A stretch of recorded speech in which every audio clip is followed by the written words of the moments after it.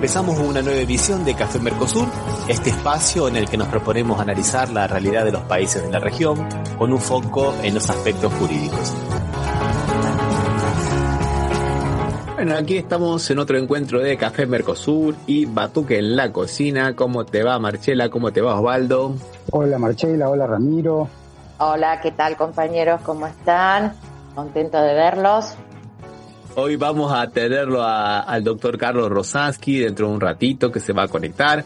Ahora vamos a empezar a hablar de algunas noticias de América Latina y vamos a comenzar un poco hablando un poquito de esto de el enemigo externo, ¿no? Que cada vez que hay alguna zozobra en la política buscamos el enemigo externo. ¿Se acuerdan que antes Mauricio Macri y Patricia Bullrich, ¿no? De que había comando. El comando iraní de venezolanos y otro grupo más que no recuerdo. Con alguna pasantía en Cuba, iraní, ¿te acordás, no? Ah, está, tenés razón. Cubano, iraní y venezolano, tenés razón. Esos eran los tres países. Bueno, aquí anduvo también la señora Mondino resucitando esas teorías junto con dice Javier Milei que le tiene miedo a alguna agitación social en una protesta porque se detectó que en esas movilizaciones en las últimas había venezolanos y cubanos infiltrados. Lamentablemente es así. Está comprobado de varias maneras. Algunos inclusive parecían periodistas o sea, inteligencia cubana y venezolana en la Argentina. También acordate con los disturbios que hubo hace, 2 años en Chile. Sí. También eran gente de otros países y que tienen aparentemente un grado de preparación importante. Y si no me equivoco, ahora en Ecuador no estoy muy segura, así que tal vez no es una afirmación, pero me parece que también había gente de otros países. Y sí, dijo la Mondino, había cubanos y venezolanos infiltrados en las movilizaciones. Che, qué cosa esto de las movilizaciones con los cubanos. Siempre el enemigo externo para agitar, ¿no? Es una cosa que es interesante porque se va planteando entre estas todas nuevas derechas la lucha entre el bien y el mal, ¿no? Y siempre los de afuera son los que tienen la culpa, ¿no? Lo foráneo. O sea, parece que son las viejas prácticas, ¿no? Aparte, sin ningún fundamento, porque en realidad, o sea, acá cubanos hay un montón de bicicleterías, hay un montón de gente que vende comida, venezolanos, no cubanos, que vende comida venezolana, o sea que así por haber, hay gente venezolana como hay en toda América, creo que en Brasil también, Ramiro. Seguro que sí. Presentarlos como comando a la pobre gente que se viene a ganar el mango acá. Pero vamos a ver cómo eso va teniendo algunas repercusiones. Hubo una manifestación de el presidente Bolsonaro el domingo pasado pidiendo clemencia, pidió amnistía para todas las personas. Juntó bastante gente, les digo la verdad, fue bastante gente a visitarlo, a verlo. 185.000 personas en la ciudad de San Pablo, no es poco, es una manifestación bastante grande. Pero fue a pedir eso, clemencia, que por favor, que esas pobres gente que se manifestó el 8 de enero, era pobre gente que estaba manifestándose y que hubo un exceso y que iba a generar eso, huérfanos con padres en vida porque estaban presos y quería la amnistía. El Supremo Tribunal Federal ya condenó a 86 acusados por los actos golpistas del 8 de enero del 2013. Y después, no contento con eso, 2 días después sale él en un canal amigo a pedir amnistía para él. Para él. Lo ironizó bastante, Lula, diciendo, bueno, pero este hombre quiere amnistía y todavía no fue condenado, ya lo van a condenar. Primero que se va a presentar declaraciones, hizo la primera declaración, pero en ese acto del día 25, a mí me llamó la atención una cosa que es interesante. Quería ir a otro video para que nosotros veamos cómo funciona esta construcción del bien contra el mal. Miren estas señoras lo que van a decir. Están con la bandera de Israel, se vieron mucha bandera de Israel en esa manifestación, ¿no? Escuchémosla y después las comentamos. Deixa eu falar, por que é que vocês estão com a bandeira de Israel? Porque somos cristãos, assim como Israel. Mas Israel não é Cristo, você sabe disso, né? Mas Israel nos representa. Nós não somos socialistas, nós não somos comunistas. E Israel está como nós. E a senhora, por quê? Entre estar a favor de terroristas, nós estamos com Israel. Eles estão, neste momento, simplesmente se defendendo, E a senhora? Nós estamos Oi? Por quê? Nós estamos com Por que Israel? Por que apoiar Israel? Por quê? Porque não são terroristas. Porque são contra o Hamas. Porque o Hamas... E nós somos contra o Hamas. Nós somos contra terrorista, contra o terrorismo. Agora as pessoas estão mostrando Israel no ataque, matando crianças e mulheres. Isso não preocupa? Eles estão se defendendo, porque eles foram atacados. Pegaram as crianças deles, cortaram o pescoço na frente dos pais, assaram a criança vivas no forno, mataram gestantes, estupraram aquele monte de mulher, criança. E nós vamos apoiar um terrorista como esse? Não, estamos no Israel com certeza. Mas isso não é fake news, que a senhora falou? Experimente chegar até lá, tira a sua conclusão, vai lá. Vai ver, procure ver as informações de fora, não da imprensa interna. Aí você vai ver. La falta de información de estas señoras, la confusión entre religión y región, el Estado, ¿no? Claro. Y Estado, exactamente. Aparte, Israel tampoco es un Estado confesional, no es que solamente profese una sola religión, mayoritariamente es de religión judía, pero la población tiene musulmanes, tiene cristianos, católicos. De hecho, Jerusalén es la capital de 3 religiones distintas, no solo del judaísmo. Claro. Y bueno, y las mujeres al final terminan reproduciendo una cantidad de fake news que fueron después desmentidas públicamente, ¿no? Como los niños que los quemaron en los hornos. En el horno, las violaciones de mujeres en masa, todas esas cosas que no hay comprobación, ¿no? Y que ya, bueno, después de lo que pasó esta semana, ya también estamos en duda fideligno de lo que dice la Fuerza de Defensa de Israel, ¿no? Que así se llama el ejército. Con lo que pasó con la caravana que llevaba medicinas y alimentos a Gaza, ¿no? Que hubo 104 muertos y 400 y pico de heridos, y dice que fueron los camiones, y sin embargo, muertos que no los chocó ningún camión, sino que los chocaron balas disparadas por el ejército. Pero ¿vieron cómo se asocia esta cuestión del terrorismo? Y es una táctica que se usa a nivel mundial, ¿no? Inclusive... a veces cambia de nombre. Estoy pensando en los países del norte de Europa, ¿no? Que ellos lo ven como la cuestión musulmana, donde los musulmanes te roban, te violan las mujeres, y que por las políticas permisivas en Alemania, en Suecia, no se puede vivir más. Y muchos alemanes han ido a vivir a colonias en Paraguay, porque ahí se puede vivir libertad. En Alemania no, ¿viste? O sea, es impresionante cómo estamos rehenes de las fake news. Y ya que hablamos de la fake news, vamos a pasar a otra fake news, ¿no? A 6 fake news o mentiras a nivel presidencial ya, ¿no? O sea, estamos hablando de lo que hizo el señor presidente argentino Javier Milei en la sesión que abre el periodo legislativo, ¿no? Que se mandó 6 fake news de las buenas. Primero, una que ya nosotros creo que fue recurrente, ¿no? Que Argentina hace 120 años era un país maravilloso y era la tercera economía de acuerdo al Producto Bruto Interno. Mentira total, ¿no? Sí, no, pero es todo empírico, Ramiro, acá es todo empírico. Algún día tendríamos que hablar de lo que es el conocimiento científico empírico, no la cosa que yo leo algo que me gusta y lo repito como un lorito, ¿no? Que parecería la manera de conocer que tiene el presidente. Este tema de que 120 años éramos el tercer país en el mundo del PBI o el quinto, dicen algunos, es una mentira, porque hasta más o menos el año 49 no hubo así, digamos, una medición que se pueda confiar. Lo que había era una base llamada Base Madison, que puso la Argentina en el lugar 13 entre 45 países. Es una base privada que la puso 13 entre 45. Pero había sido socialista la base esa. Sí, seguro que era socialista. No, y aparte del Producto Bruto Interno no significa que haya desarrollo humano. Como vos comentabas siempre, Osvaldo, la desnutrición de la gente en esa época que se dio cuando se hizo la ley de enrolamiento con el problema con Chile, que los hombres no podían hacer el servicio militar porque no tenían la talla física suficiente. El servicio militar obligatorio fue establecido en la Argentina en 1901 a través de la Ley 4031. 47% desnutridos de Capital Federal y 67% del interior, estaban subalimentados. Y después lo que vos siempre comentás, ¿no, Osvaldo? El informe Vialema C. El informe de Alemán C realmente es terrible sobre las condiciones laborales que se presentaban en la Argentina a principios del siglo XX.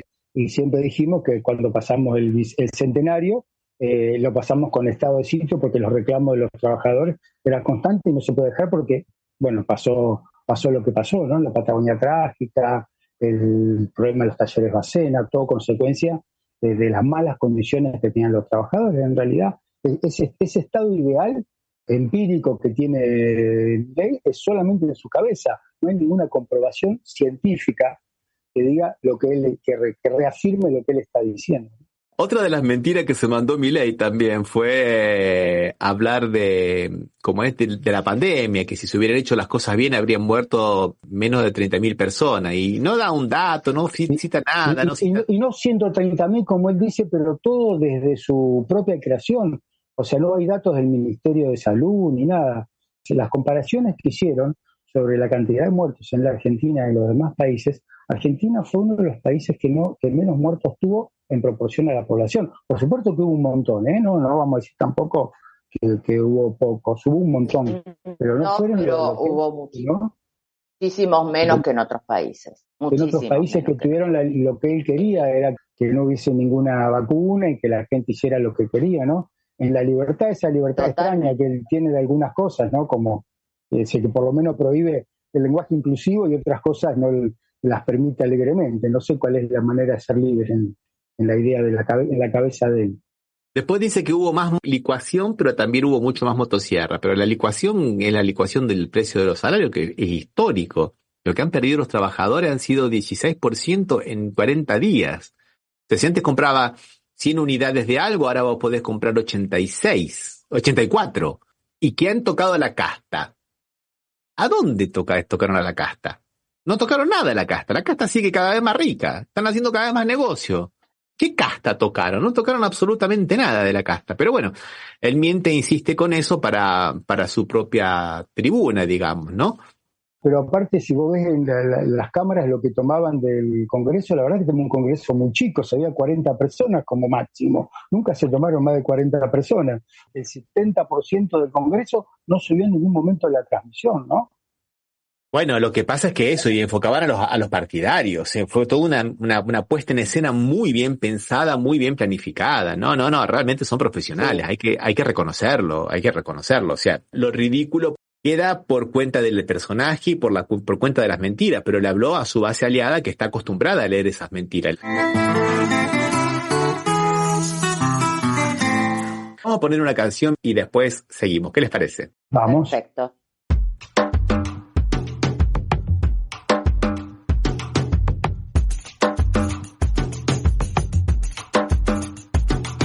Yo te quiero querer, vos te así de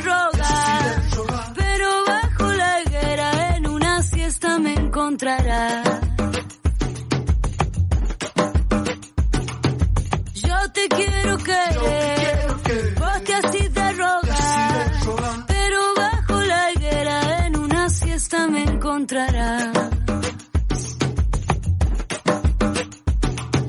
No te me quieras ir, voy al monte a buscar miel.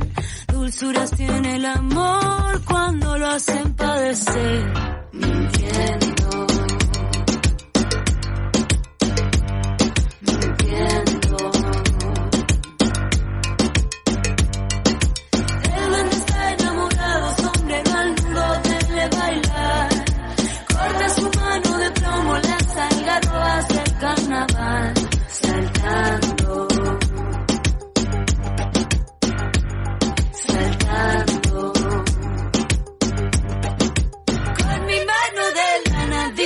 Y te voy a acariciar.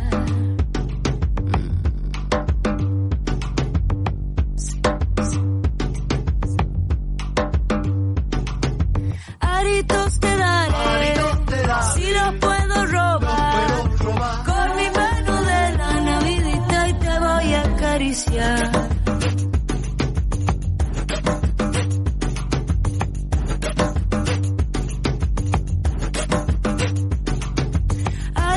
Te daré, si los puedo robar, con mi mano de lana, vidita, y te voy a acariciar.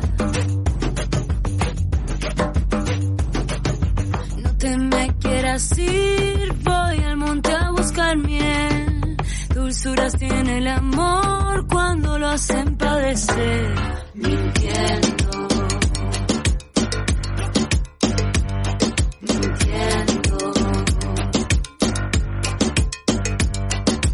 El duende está enamorado, sombrero al nudo, denle bailar. Corta su mano de plomo, las algarrobas del carnaval, saltando, saltando. Con mi mano de lana vidita y te voy a acariciar.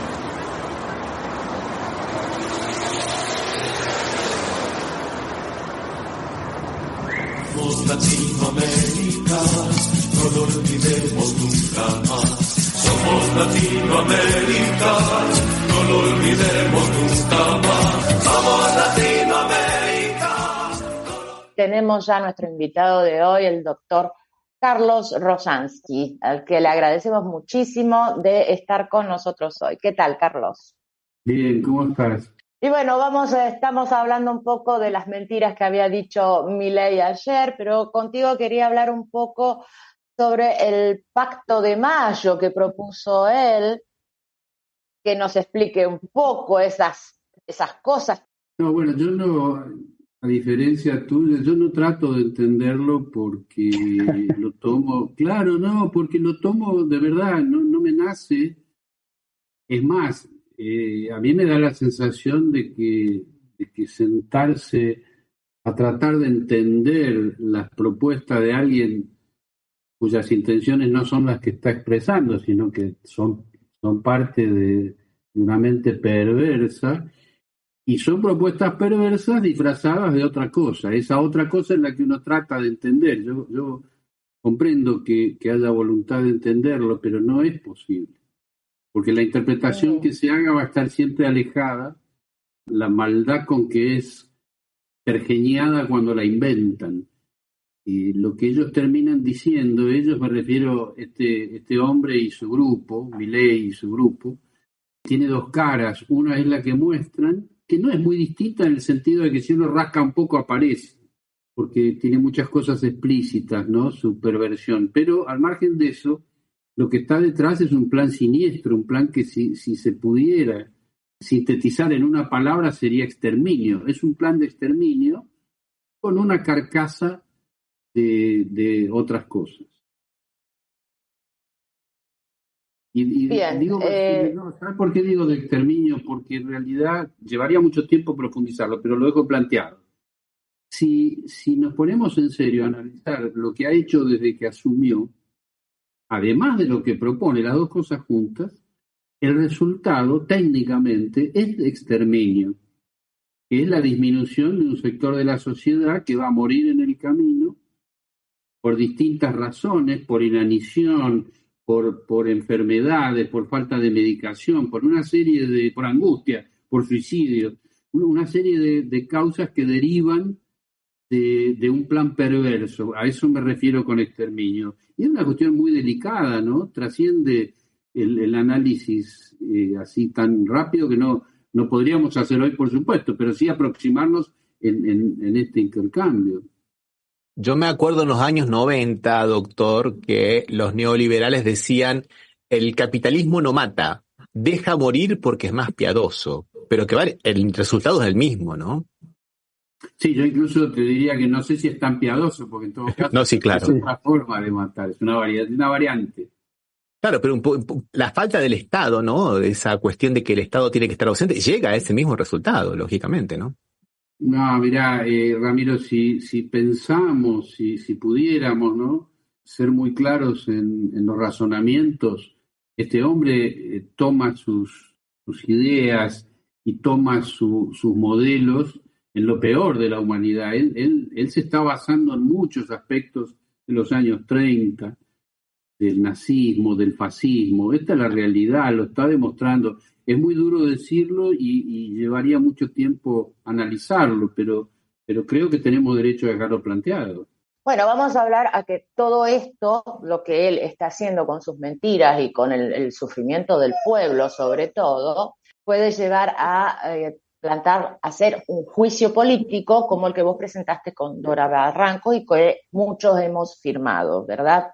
Sí, lo que nosotros hicimos fue tomar de la cantidad enorme de barbaridades que viene haciendo Javier Milei y su grupo.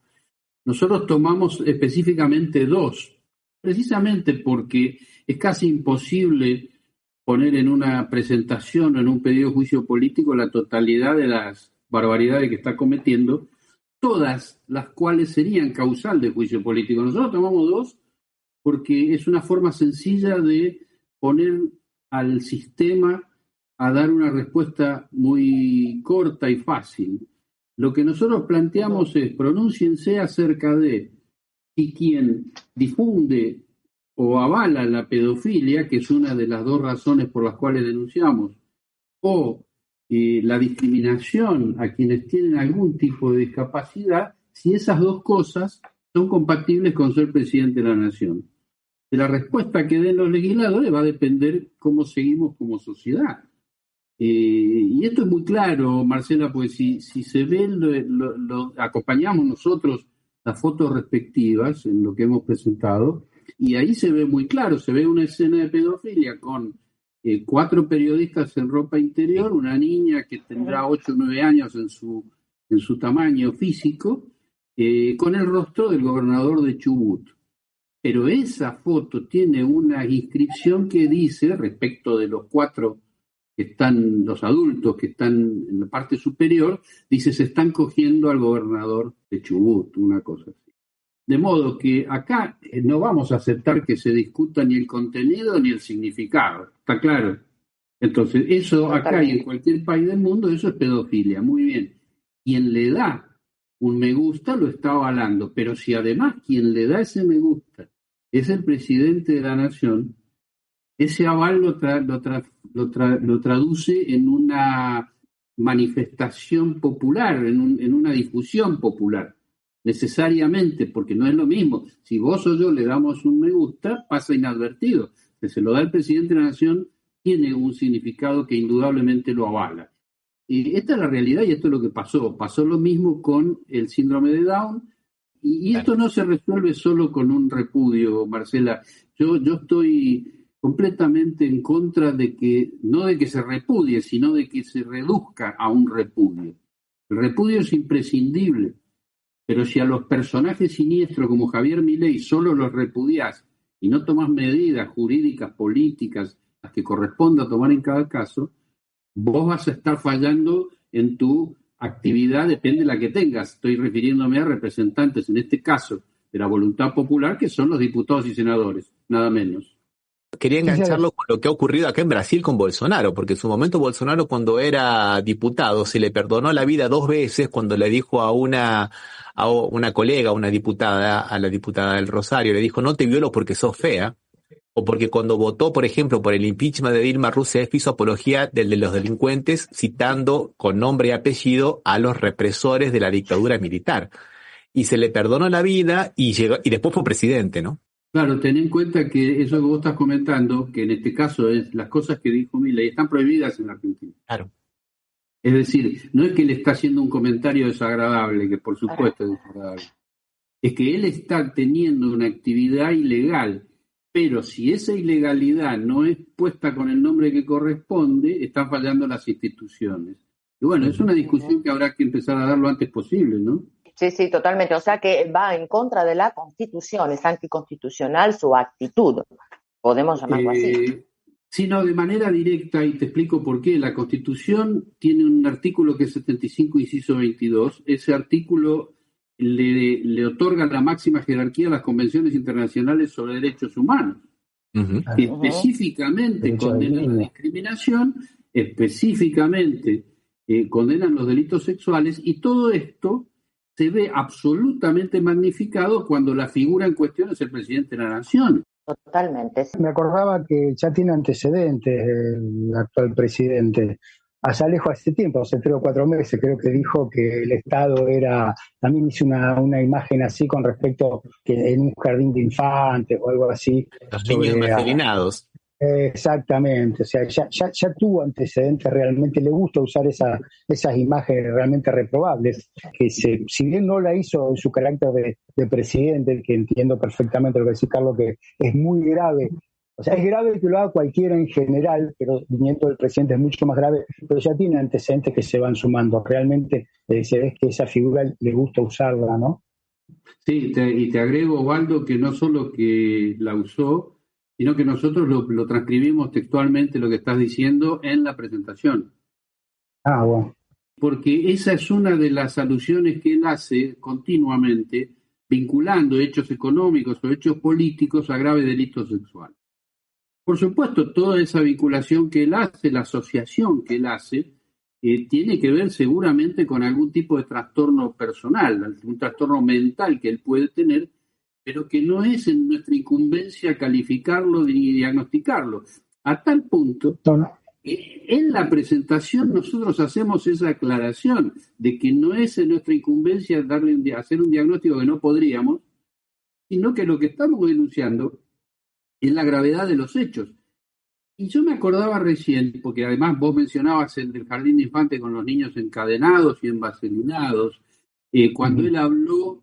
Yo recomiendo que ustedes vean el videíto en la nota donde él habla eso también está mencionado en la presentación, cuando él habla de los 3 imbéciles, creo que dice, los 3, no me acuerdo qué palabra utiliza, que están mirando por internet a la señorita. Claro. Él está entre sus sábanas. Entre las sábanas, sí. No, me acuerdo. Eso también está mencionado, pero además porque sería completamente injusto tomar aisladamente esos dichos cuando hay un contexto que los une, que es la perversión, en este caso, vinculando escenas de delitos sexuales.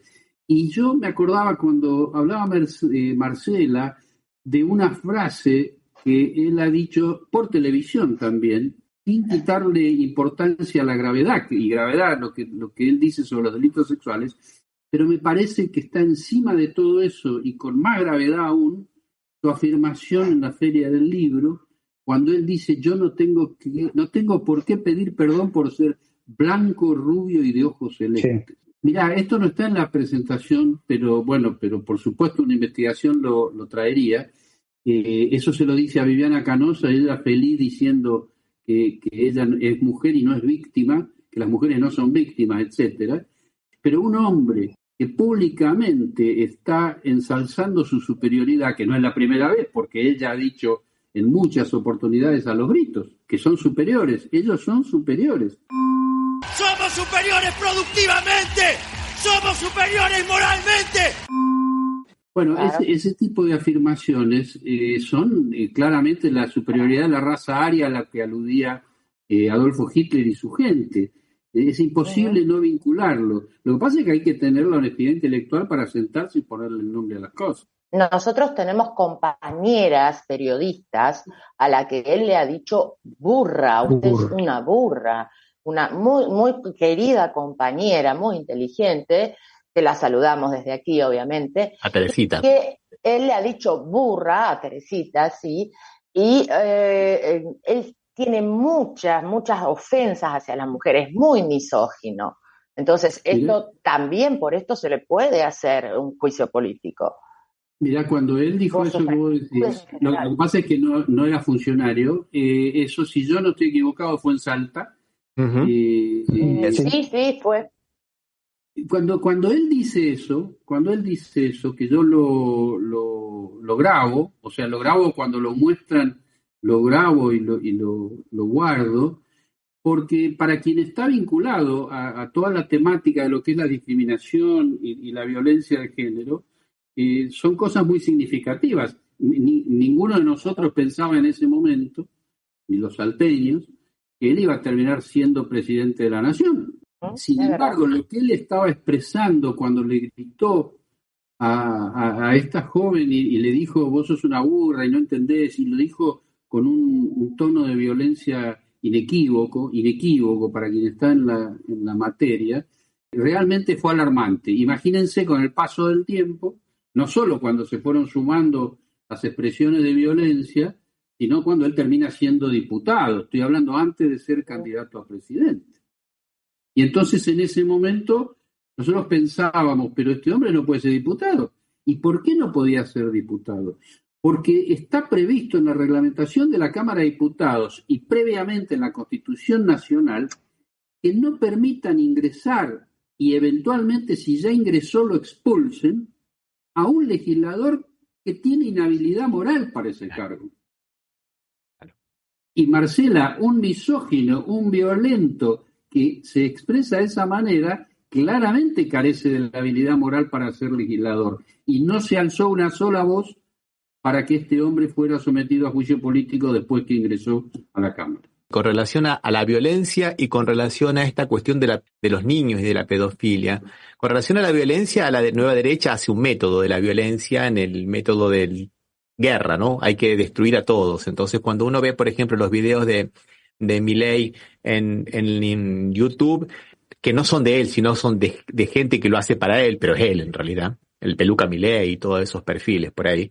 Milei desburra periodista de izquierda, destroza, destruye. Siempre es ese vocabulario agresivo de guerra en el cual hay una especie de aniquilar, por lo menos simbólicamente, al otro, ¿no? Entonces eso es altamente violento y altamente peligroso, pero es una práctica y es más o menos lo mismo que nosotros vemos acá en Brasil con Bolsonaro, y algunas de esas cosas también vienen de la derecha norteamericana trumpista también, o sea que también es método. Por eso digo, a veces uno trata de entender a la persona y lo que hay por detrás es un método, como por ejemplo el caso de la violencia sexual con los niños. En Estados Unidos inventaron lo del pizza party, que supuestamente había que cuidar a los niños que estaban siendo violados en no sé qué pizzería. Acá lo mismo inventó la ex ministra Damares con los niños que eran violados y Bolsonaro trae ese tema, y Milei, trae ese tema también al debate político argentino, pero es método, es para mantenerlo en la expectativa social de alguna manera.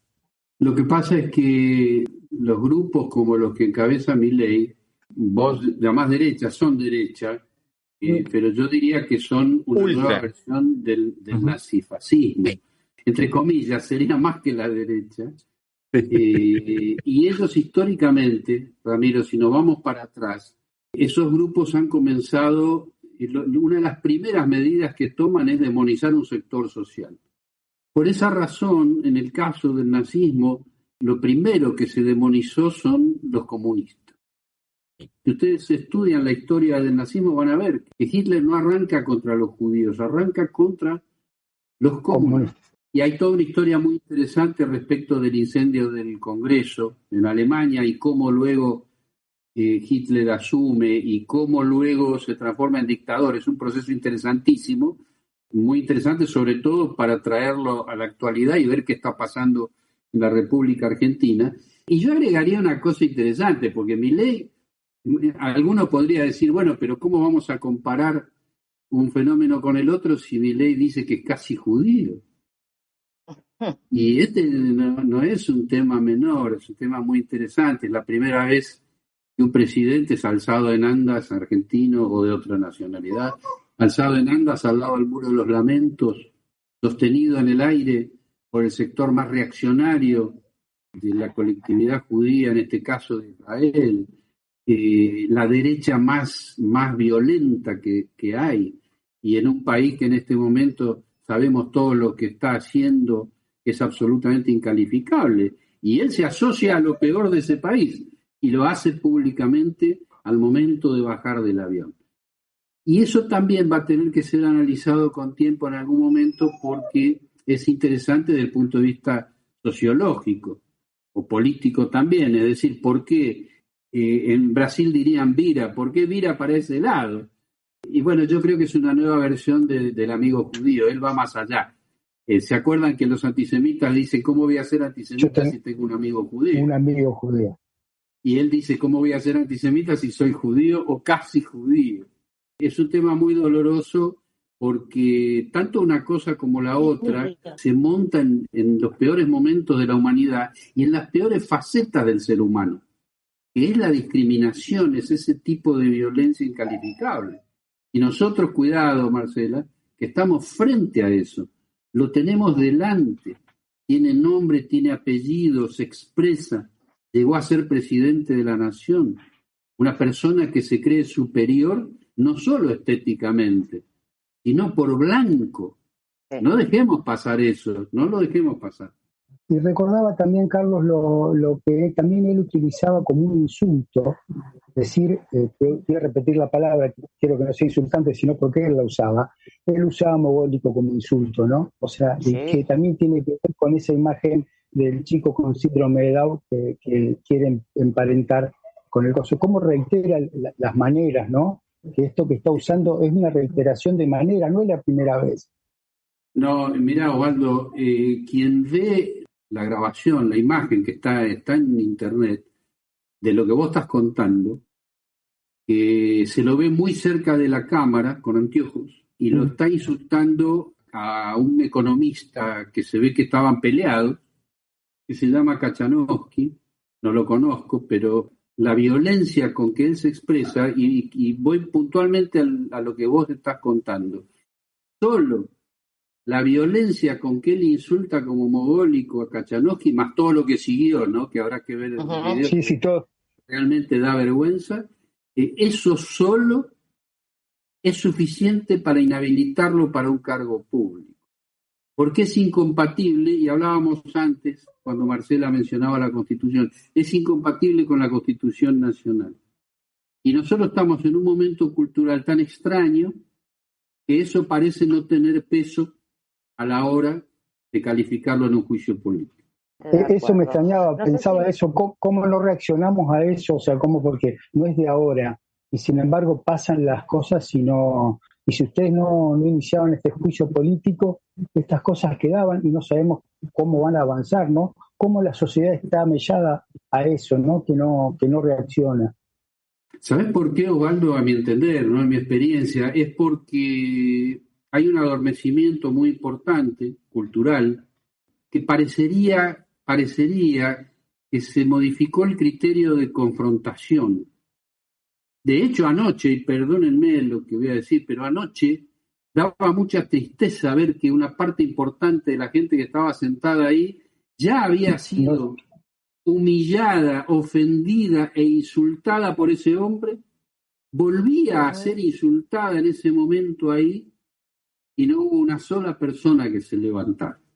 Yo entiendo, no conozco los argumentos, pero entiendo que los debe haber habido, porque mucha de esa gente la conozco y son gente excelente, muy buena gente, y los respeto, los admiro y los quiero. Pero tengo que hacer esa pregunta: ¿cómo es posible que se dejen humillar de esa manera con anterioridad y no obstante eso se sientan? Que se sienten y sigan siendo humillados de manera directa, con nombres y apellidos, con la madre mencionada de uno de los legisladores. Entonces a mí me parece que esto es una cuestión que no debemos dejar pasar, porque ya trasciende al Milei criminal que está haciendo esta barbaridad con el pueblo argentino, sino que nos lleva a otro escenario, que es qué pasa con nosotros. Porque si la buena gente se deja humillar, entonces tenemos un problema de más profundidad que necesitaremos analizar para que esto no avance en el sentido de la violencia que está imponiendo Javier Milei. Acá Isabel Maracina desde San Pablo, que también es doctora en salud pública y que trabaja mucho con el tema de salud mental, nos dice que no se puede disociar una ideología de ultraderecha de la discriminación. Esa es la base. Pero por supuesto, pero además porque es inherente. Nadie, en mi experiencia, puede ser de extrema derecha si no discrimina. Sería incompatible una cosa con la otra, va de la mano. Y esta gente, en el caso de Argentina, en el caso del grupo de Javier Milei, es de manual, supera la imaginación que cada uno de nosotros tiene. Y por eso él lo dice. Ayer en la escena que veíamos, él alzaba su bastón, que tiene la cara de los perros, a quienes le dedicó el triunfo. Entonces no son cuestiones menores, insisto, no para un diagnóstico que es imprescindible que se haga en algún momento y lo antes posible, por favor. Pero al margen del diagnóstico, el sentido común indica, y les digo más, no sé si ustedes vieron cuando él salió de la actividad, una de las razones fundamentales por las cuales eligió Córdoba para ese espurio pacto del 25 de mayo, literalmente dijo: porque Conan es cordobés.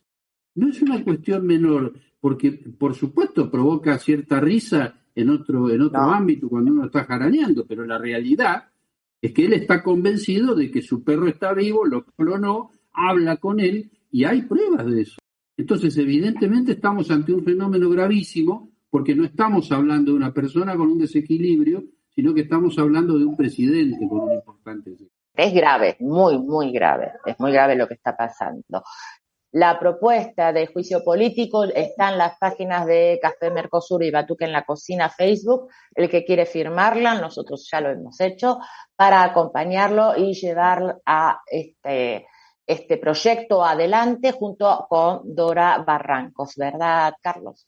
Sí, yo creo que es importante porque está vinculado con lo que decíamos antes, que es ese adormecimiento que hay, que tiene que ver también con los 4 años de Mauricio Macri. Cuando Macri gobierna, lo hemos hablado la vez pasada, cuando Macri gobierna 4 años, si bien el fin principal era el saqueo, eso es una cuestión sencilla ya reconocida, el principal objetivo era el saqueo económico.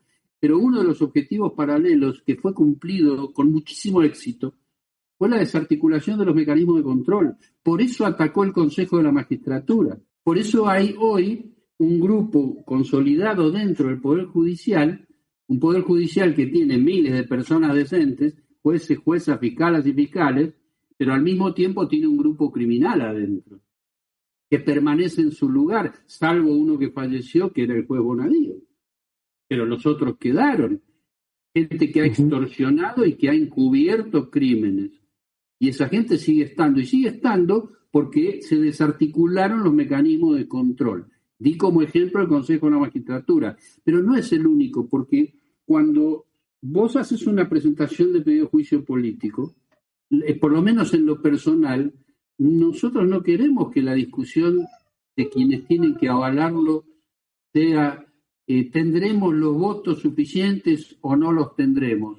La discusión es si es verdad o no lo que se está planteando, si es grave o no lo que se está diciendo.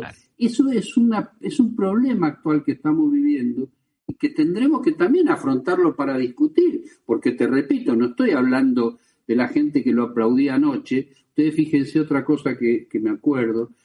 El manejo que se ha hecho de la información en el día de ayer es extraordinariamente grave.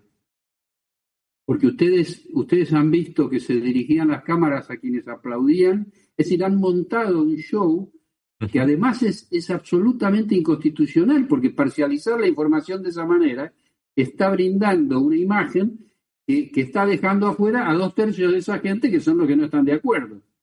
Por eso me cuesta tanto aceptar que hayan estado sentados ahí. Y quiero aclarar algo, se sentaron ahí, uno de los argumentos que intuyo, yo no estaba ahí, no hablé con nadie, pero intuyo que es que se sentaron ante el planteo de que no querían humillarse. Otros deben haber dicho, bueno, pero no debemos dejar esos espacios. Y no se daban cuenta, Ramiro, no se daban cuenta que los espacios fueron apropiados por Milei igual. Claro que sí. Cuentan, no se vio que muchos estaban de espaldas mientras él hablaba. No sé por qué no se vio.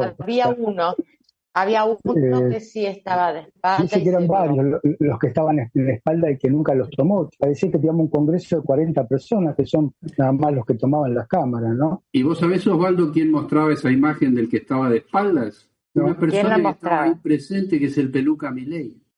¿En serio? Es un funcionario. Sí. Y estaba presente y fue el que publicó la imagen de lo que está comentando ustedes sobre estar de espaldas. Entonces, ese manejo de la información desde el corazón de la Casa de Gobierno es ilegal. Claro. Bueno, hay que empezar a estudiarlo eso. No queremos abusar de tu tiempo, Carlos. Te agradecemos enormemente que hayas participado hoy de nuestro programa. Las puertas de Batuque y de Café están siempre abiertas para vos. Y adelante con ese juicio político, te apoyamos desde el exterior.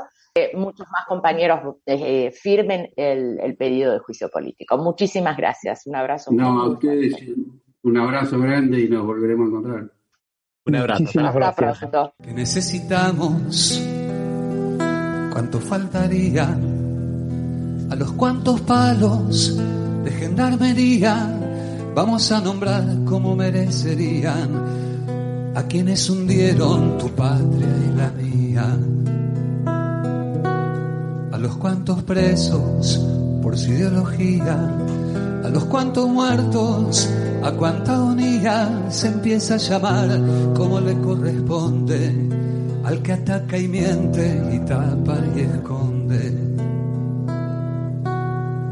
A las cuantas noches cerradas y oscuras, a las cuantas voces que no se enmudecen cuando la censura y el pánico crecen. Si no es dictadura, ¿cómo se parece?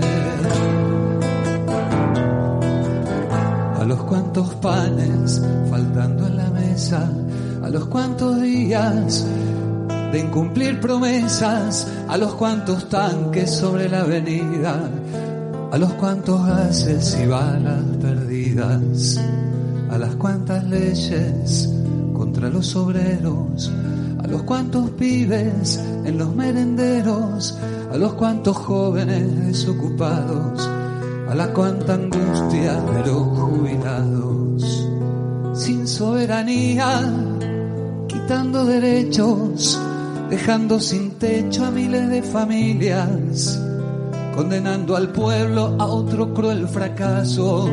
Si no es dictadura, estamos a un paso.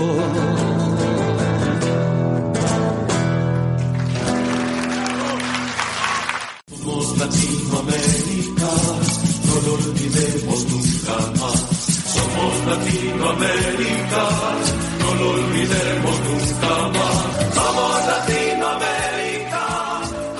Y ya estamos de vuelta, Osvaldo, después de la entrevista esta espectacular que tuvimos con el doctor Carlos Rosán. Excepcional. Y quisiera decir una cosa que no dije antes cuando hablábamos con Rosansky sobre los 10 puntos que trató Milei en esta propuesta de acuerdo. Aquí hubo dos que me gustaría rescatar, y vos te imaginarás cuál es uno, seguramente, pues siempre miro eso. Pero que son los 10 puntos del Consenso de Washington, ¿no? Que él habla de dos temas que van a tener rápida consecuencia en la destrucción del trabajo, porque en sí, en los 10 puntos nunca habla del trabajo más que como una reforma laboral moderna, por un lado, y la apertura del comercio internacional. Dos cosas que van a terminar con el empleo, porque ya se probaron acá, ya se probó en la década del 90, se abrió el comercio, desapareció la industria, la poca que subsistió, y después se recreó con el primer gobierno de Néstor y el de Cristina, de mejorar el trabajo. Y si abrimos la economía argentina tiene destino a ser un país pastoril, como era antes, en el siglo XIX, que es lo que le gusta recortar. Y esta manera de una reforma laboral moderna, que todos sabemos cuando habla de moderna, es volver al modernismo, que al siglo XIX, cuando no había el derecho laboral. Él quiere volver a esa época. Y son dos cosas que vuelve a tomar y que temo que en algún momento la quieran poner y los diputados y senadores levanten la mano, ¿no?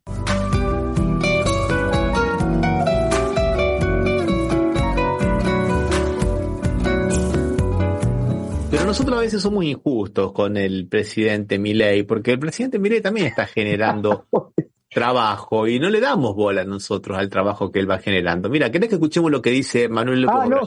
Sí. ¿Cómo genera trabajo Milei?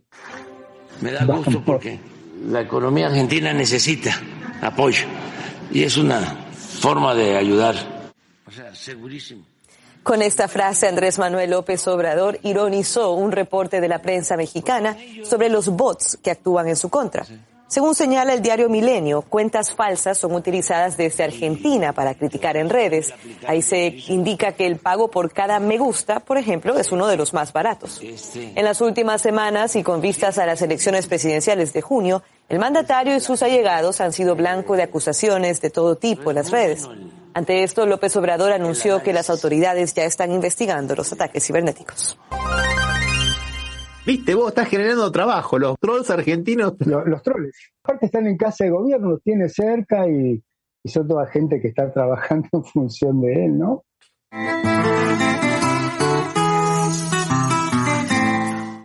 Para terminar, Osvaldo, quería ponerte dos noticias. Bueno, una es, por ejemplo, que estábamos hablando de Milei y estas formas de comunicación, un poco un informe de lo que vos venías analizando antes, que era el Milei tuitero, ¿no? Escuchemos lo que dice aquí la periodista. El presidente Javier Milei es hiperactivo en las redes sociales, especialmente en la del pajarito, que ahora se llama X y antes se llamaba Twitter. Javier Milei destina varias horas, cientos de me gustas, miles de publicaciones a la semana. Las redes sociales son para Javier Milei una agitada batalla. Javier Milei se pelea tanto con los personajes de la política como también con los artistas como Lali Espósito y por lo tanto logra en muchas oportunidades copar la escena del debate en las redes. Se envalentona con las publicaciones a tal punto que instala en el escenario comunicacional la discusión. Fíjense en este ejemplo. En el auge de la pelea con Lali, el 15 de febrero, 3 de 5 temas fueron la diatriba del presidente con la cantante. La publicación de imágenes también provocan en el presidente una adicción, principalmente su autorreferencia como un león y el uso de la inteligencia artificial. Pero muchas veces tienen mensajes contradictorios. Veamos este ejemplo. El presidente libertario quiso mostrarse, recuerden que él es el león, liberando personas de una jaula. Un buen mensaje, ¿verdad? Pero esperen un poquito, agrandemos la imagen. ¿Las personas están entrando a la jaula o saliendo?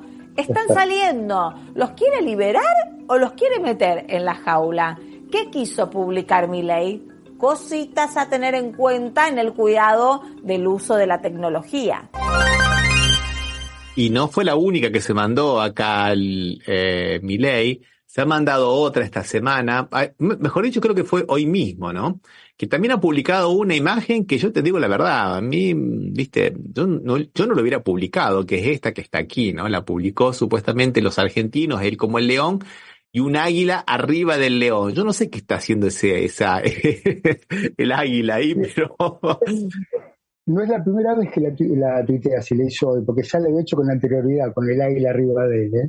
Claro, viste, bueno, ya por lo menos, digamos así, en términos normales está mostrando una idea de sumisión, ¿no? Por lo menos. Y en otro lado, viste, ya que le gustan todas las cosas de los niños envaselinados y las metáforas sexuales, viste, yo la verdad que no sé qué está haciendo esa águila ahí, ¿no? Pero bueno, esa cosa compulsiva. Osvaldo, yo te propongo que nos vayamos con un tema que es un tema bastante polémico, que es el tema de Bukele. Porque mucha gente habla de Bukele y ganó ahora las elecciones no se sabe muy bien, porque la Junta Electoral de El Salvador está con problemas para dar los números oficiales, pero ganó por 85%, es casi una unanimidad. Pero vamos a ver un video y después lo comentamos, ¿qué te parece? Dale. La policía salvadoreña calificó febrero de 2024 como el mes más seguro en la historia del país. El presidente Nayib Bukele suele presumir que El Salvador ha pasado de ser un epicentro mundial de la delincuencia al país más seguro del hemisferio occidental. A pesar de ello, no todos están contentos con su exitosa guerra contra las bandas. Por ejemplo, la dependiente de una tienda de comestibles explicó que estaba contenta por la seguridad, pero también que le angustiaba mucho que detuvieran a jóvenes e inocentes, incluidos sus hijos. Tengo 2 hijos detenidos. ¿Desde hace cuánto tiempo? Casi 2 años y medio. Más de 75.000 personas han sido encarceladas mediante medidas como la suspensión de las garantías constitucionales, la detención temporal sin restricciones o la interferencia de las telecomunicaciones sin la aprobación de un juez. Los lugareños se quejan de las detenciones arbitrarias, las torturas en las cárceles y otras violaciones a los derechos humanos, pero muchos otros no critican las políticas del presidente. La policía salvadoreña... Es un tema complicadísimo, Osvaldo, porque vos sabés que yo lo vi al video de esta señora, lo vi por otro lado, lo vi completo, y la mujer estaba hablando maravillas de Bukele, que ahora hay seguridad, de que se puede trabajar, estaba hablando maravillas, y después le dice, ¿y alguna cosa, así, una chica que anda viajando por el mundo, hace estos reportajes, le dice, ¿y alguna cosa negativa? Bueno, sí, que hay gente que está presa y que es inocente. Ah, ¿sí? ¿Conoce algún caso? Y ahí dice, sí, mis 2 hijos. Mis 2 hijos.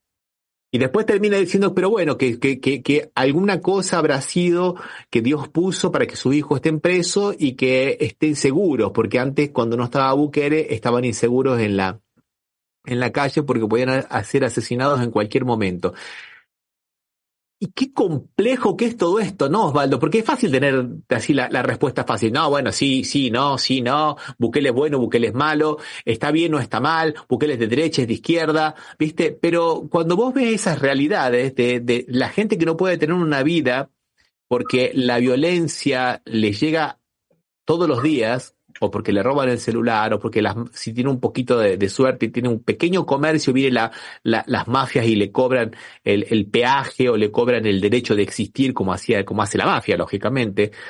O las madres que tienen viven con el corazón en la boca sabiendo si su hijo va a volver a casa o no va a volver a casa. Es muy complicado, ¿no? Es muy complicado. Te digo la verdad, yo no tengo particularmente un tema que lo estoy siguiendo, pero yo no puedo inclinarme. Claro que lo ideal, yo no creo que se puede, que haya que meter presa a la gente sin proceso y sin acusación formal, pero es un tema complejo, ¿no, Osvaldo? Yo escuchaba el dato, lo que decía la mujer esta, en realidad la periodista, lo decía, 75.000 detenidos hubo, o sea, que calculo la población de El Salvador, son unos 3 millones de habitantes. O sea, 6 millones de habitantes, 6. 6 millones, bueno, entonces era menos. El 1,5 de la población detenida sería Argentina, tiene 45 millones de habitantes, el 1% serían 400.000, o sea, casi 800.000 personas detenidas tendría que haber.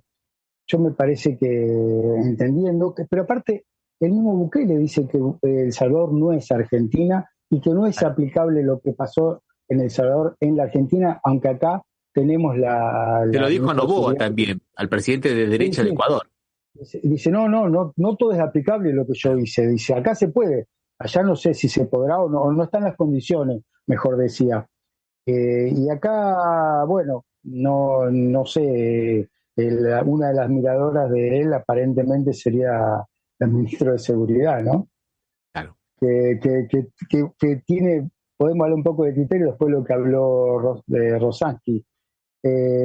Cuando habló del pueblo de Chubut, dijo que tiene 1 millón de guanacos. Sí.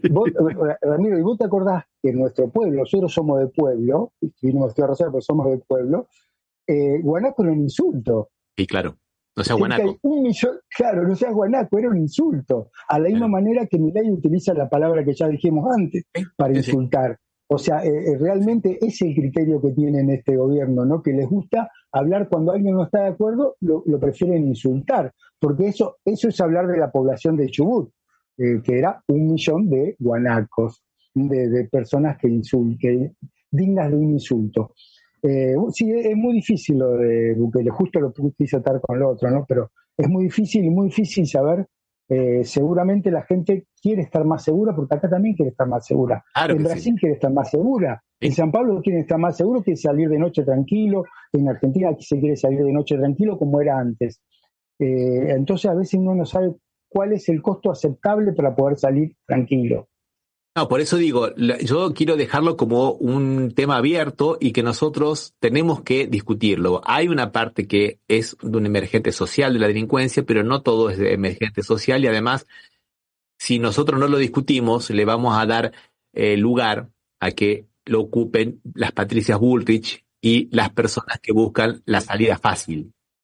Y creo que no es así. El debate tenemos que darlo y la gente necesita una respuesta. Y la gente necesita una respuesta. Entonces, sí. La seguridad necesita una solución aparte, no solo una respuesta, una solución. Acá digo, una respuesta y una solución, lógicamente, claro. Sí, que sea, te entendí. Sí. Bueno, Osvaldo, tenía un video también para que viéramos lo que están haciendo las autoridades norteamericanas con los inmigrantes, pero lo vamos a dejar para la próxima porque lo va a seguir haciendo la semana que viene, lo va a seguir haciendo, así que... Porque hablar de Bukele es fácil, ¿no? Pero hablar de los United States por ahí, porque ahora ese tema se ha metido en la campaña electoral también. Bueno, le mandamos un abrazo muy grande a Sergio Rossi de la revista de Puño y Letra Web, que le voy a mandar un artículo. Si van al sitio de Puno y Letra Web, lo van a encontrar, donde hago una comparación entre el mesianismo del gobierno de Milei y el gobierno de la República de Savonarola. ¿Te acordás, Osvaldo? Sí. Bueno. Hay muchos puntos en común, demasiados puntos en común, ¿viste? Esos dos proyectos mesiánicos de gobierno. Le mandamos un abrazo también al doctor De Petris de la revista arrabaljurídico.blogspot.com y a la gente de Impacto, ¿no, Osvaldo? A todos y a todos los que nos escuchan y nos ven. Un abrazo, hasta la próxima, Osvaldo. Hasta la próxima.